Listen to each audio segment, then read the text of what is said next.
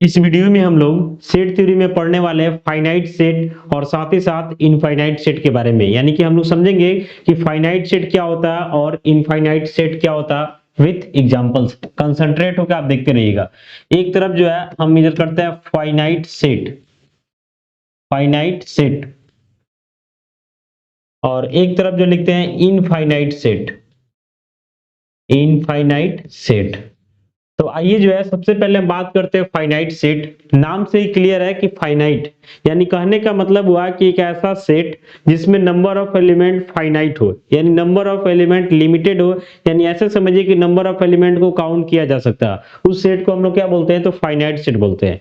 वही इनफाइनाइट का मतलब हुआ कि एक ऐसा सेट जिसमें नंबर ऑफ एलिमेंट जो है इनफाइनाइट हो, यानी कि एक तरीके से अनकाउंटेबल हो, जिसको हम काउंट नहीं कर सकते हैं, तो उस सेट को हम लोग क्या बोलेंगे, तो इनफाइनाइट सेट बोलेंगे। यानी अगर हम फाइनाइट सेट को डिफाइन करते हैं तो बोल सकते हैं कि a set is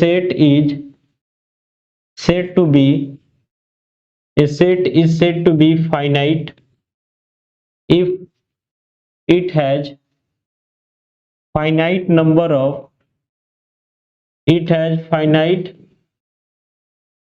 of elements. यानी कहने का मतलब हुआ कि आपको बोला जा रहा है कि किसी सेट को जो है फाइनाइट बोला जा सकता है, लेकिन कब, जब उस सेट में जो है नंबर ऑफ एलिमेंट क्या हो, फाइनाइट हो। और नंबर ऑफ एलिमेंट फाइनाइट का मतलब क्या होता है, इसको समझते हैं। तो इसके लिए कुछ एग्जांपल देते हैं ताकि आपका कॉन्फिडेंस क्लियर हो। एकदम ध्यान से देखते रहिए आप। सबसे पहले जो है जैसे मान लेते हैं कि यहाँ पे जो है एक सेट ए लिखते हैं, इसमें एलिमेंट डालते हैं 1 2 3 4 5। अब इसमें आपसे पूछा जाए कि इसमें जो है नंबर ऑफ एलिमेंट काउंट करके बताइए कितना है, तो जाहिर सी बात है कि हम काउंट कर सकते हैं कि इस सेट में नंबर ऑफ एलिमेंट कितना है, तो 5 है, यानी फिक्स एलिमेंट है। तो ये हमारे लिए कैसा सेट हो जाएगा, फाइनाइट सेट हो जाएगा। अगर मान लेते हैं यहाँ पे हम सेट बी लिखते हैं, बहुत सारे एग्जांपल देंगे, बस आप कंसंट्रेट होकर देखते रहिए ताकि आपका कॉन्फिडेंस क्लियर हो जाए। 1 2 3 डैश डैश करके मान लेते हैं यहाँ पे हम 10,000 लिख देते हैं। अब बोलते हैं कि इस सेट में बताइए नंबर ऑफ एलिमेंट कितना है। तो देख रहे हैं ना कि भले 1 से शुरुआत हुआ, लेकिन इसको 10,000 पे ले जाकर के रोक दिया गया है, यानी इसके बाद जो है आगे बढ़ नहीं रहा। तो कहने का मतलब है कि यहां से यहां कितना एलिमेंट है काउंट किया जा सकता है। तो ये भी जो है हमारे लिए कैसा सेट होगा, तो फाइनाइट सेट होगा। जैसे मान लेते हैं यहाँ पे हम सेट सी लिख रहे हैं और लिख रहे हैं कि x such that x belongs to natural number and यहाँ दिखा रहे हैं कि x लेस देन 1000।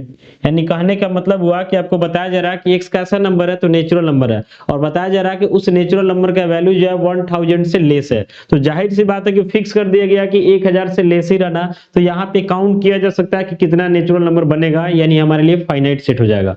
अभी जो है इनफाइनाइट सेट को डिफाइन करते हैं, इसके बाद जो है कुछ एग्जाम्पल देंगे, उसमें जो है आपको जज करके बताना है कि कौन फाइनाइट कौन इनफाइनाइट, उसके बाद उसका आंसर हम भी देंगे। तो कंसंट्रेट होकर पहले इनफाइनाइट को भी देख लीजिए। तो जब इनफाइनाइट को डिफाइन करेंगे तो यहां पे सिंपल बोलेंगे कि ए सेट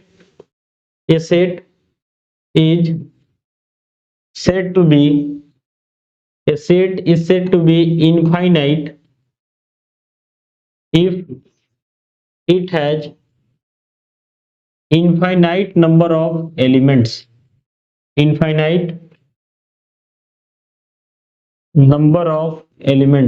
यानी बोल रहा है कि किसी सेट को जो है इनफाइनाइट बोला जा सकता है, लेकिन कब, जब उसमें नंबर ऑफ एलिमेंट क्या हो, इनफाइनाइट हो। पहले इस पे कुछ एग्जांपल देखिए, उसके बाद हम दोनों का कॉमन एग्जांपल एक साथ आपको देने का प्रयास करेंगे ताकि और ज्यादा क्लियर हो जाएगा।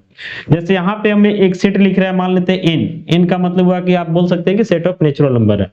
अब इसमें जो ऐसा हम लिख रहे हैं 1 2 3 और आगे डैश डैश लगा दिए। अब यहाँ पे डैश डैश का मतलब क्या हुआ कि नेचुरल नंबर कहां तक जाएगा इसका कोई सीमा ही नहीं है। जैसे 1 2 3 आगे कहां तक जाएगा, कोई सीमा नहीं है। जब सीमा नहीं है तो फिर इसको काउंट कर पाना जो है हमारे लिए पॉसिबल नहीं है, यानी हमारे लिए कैसा सेट हो जाएगा, तो इनफाइनाइट सेट हो जाएगा, क्योंकि इसमें कितना एलिमेंट है हम नहीं काउंट कर सकते हैं। जैसे मान लेते हैं यहाँ पे हम लिखते हैं W यानी set of whole numbers, 0 1 2 3 and so on, काफी सारा आते रहेगा। ये भी हमारे लिए कैसा सेट हो जाएगा, तो इनफाइनाइट सेट हो जाएगा। मान लेते हैं यहाँ पे हम कोई सेट ए लिखते हैं और इसमें ऐसा लिखते हैं कि x such that x belongs to r, r का मतलब हुआ रियल नंबर, और फिर यहाँ दिखा दिए कि x का वैल्यू 1 से ग्रेटर है और 2 से लेस है। यानी एक तरीका से आपसे बताया जा रहा है कि 1 और 2 के बीच में रियल नंबर। तो आपको पता होना चाहिए कि दो रियल नंबर के बीच में जो है इनफाइनाइट रियल नंबर होता है। तो कहने का मतलब है कि 1 और 2 के बीच में काफी सारा रियल नंबर होगा जिसको हम काउंट ही नहीं कर सकते हैं, यानी ये भी जो है हमारे लिए कैसा सेट होगा, तो इनफाइनाइट सेट होगा। आइए इनफाइनाइट सेट पे कुछ और एग्जांपल देते हैं और फाइनाइट पे भी, ताकि आपका कॉन्फिडेंस और क्लियर हो। तो जब हम क्वेश्चन दे रहे हैं तो आप भी थोड़ा उसका आंसर सोचिएगा, बाकी हम फिर उसका आंसर बताएंगे।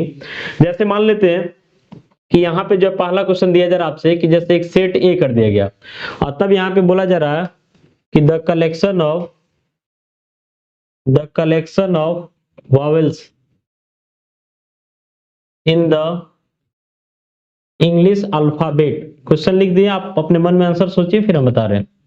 इंग्लिश अल्फाबेट, एकदम ध्यान से देखना। यहाँ पे बोला जा रहा है कि the collection of vowels in the English alphabet. जाहिर सी बात है कि इंग्लिश अल्फाबेट में वॉवेल जो है ए, ई, आई, उ, यू, यानी कितना होता है, तो 5 होता है। किसी को दीजिएगा काउंट करके आपको बता देगा।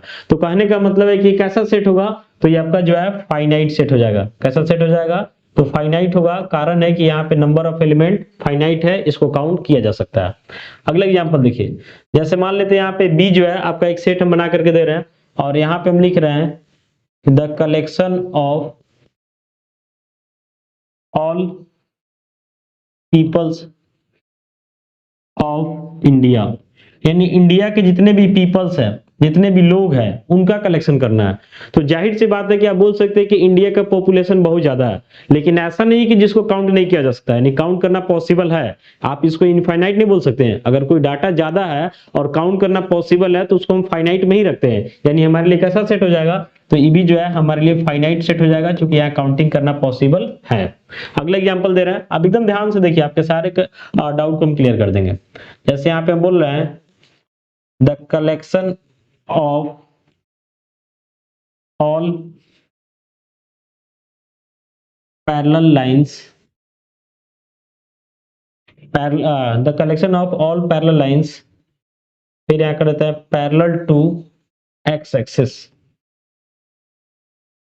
यानी ऐसा समझिए कि यहाँ पे आपसे बोला जा रहा है कि पैरेलल लाइन का कलेक्शन करना जो एक्स एक्सिस के पैरेलल हो, यानी एक्स एक्सिस के पैरेलल में जितना भी लाइन है उसका कलेक्शन कर देना है। तो जाहिर सी बात है कि एक्स एक्सिस का मतलब हॉरिजॉन्टल लाइन, इसके पैरेलल में हम ऊपर भी काफी सारा लाइन बना सकते हैं, नीचे भी काफी सारा लाइन बना सकते हैं, कोई सीमा नहीं है। यानी हमारे लिए कैसा सेट हो जाएगा, तो ये हमारे लिए हो जाएगा इनफाइनाइट सेट। क्या हो जाएगा, इनफाइनाइट सेट। मान लेते हैं यहाँ पे आपसे क्वेश्चन दिया जाता है the collection of all factors of 100, यानी 100 का जो भी फैक्टर है, फैक्टर का मतलब 100 जो है जिससे जिससे कट रहा उसका कलेक्शन करना है। तो जाहिर सी बात है कि 100 जिससे जिससे कटेगा उसको हम बता सकते हैं कि किससे किससे कट रहा है, तो वहां पे डाटा हमारे लिए फाइनाइट मिलेगा। यानी ये भी जो है हमारे लिए कैसा सेट हो जाएगा, तो ये हमारे लिए फाइनाइट सेट हो जाएगा। क्या हो जाएगा, फाइनाइट सेट हो जाएगा। अगर मान लेते क्वेश्चन आपको ऐसा दिया जाता है the collection of natural numbers greater than the collection of natural numbers greater than 100 से बड़ा जो भी नेचुरल नंबर उसका काउंटिंग करना है। तो 100 से छोटा बोलेगा ना तो हमको पता है कि 1 से शुरू होकर 99 तक चला जाएगा, लेकिन 100 से बड़ा बोल रहा है ना तो 101, 102 कहां तक जाएगा, कोई सीमा नहीं है। तो इस सिचुएशन में हमारे लिए कैसा सेट हो जाएगा, तो इस सिचुएशन में जो है हमारे लिए हो जाएगा इनफाइनाइट सेट। क्या हो जाएगा, इनफाइनाइट। डाटा कितना बड़ा आ रहा है उससे मतलब नहीं है, अगर काउंटेबल पॉसिबल है यानी काउंटिंग करना संभव है तो फाइनाइट, और काउंटिंग करना संभव नहीं है तो इनफाइनाइट। अगर आपसे बोला जाता है कि 1 केजी राइस है, उस 1 केजी राइस में जो राइस का कितना दाना है, ये आपका फाइनाइट की इनफाइनाइट, तो ये भी हमारे लिए फाइनाइट सेट होगा, क्योंकि 1 केजी राइस में जो है उसका कितना दाना उसको काउंट किया जा सकता है। काउंट करना मुश्किल है, मान लेते हैं आपसे अकेले काउंट नहीं होगा, 10 आदमी को लगाएंगे उससे काउंट नहीं होगा, 100 आदमी को लगाएंगे, लेकिन काउंटिंग करना पॉसिबल है। अगर आपको एक पार्टिकुलर पेड़ का पौधा दे दिया जाता और बोला जाता है इस पे कितना लीव्स है, कितना पत्ती है, तो मैथ के भाषा में वो भी हमारे लिए काउंटेबल है, क्योंकि उसका काउंटिंग करना भी हमारे लिए पॉसिबल है।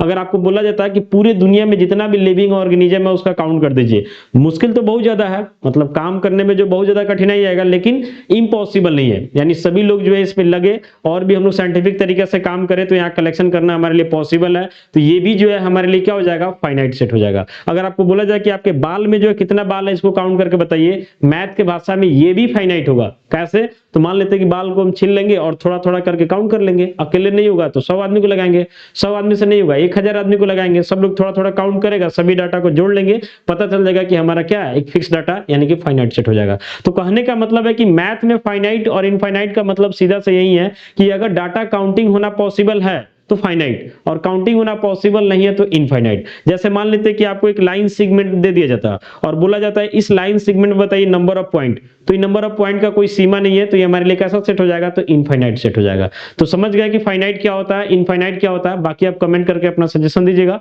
मिलते हैं अगले वीडियो में। Thank you.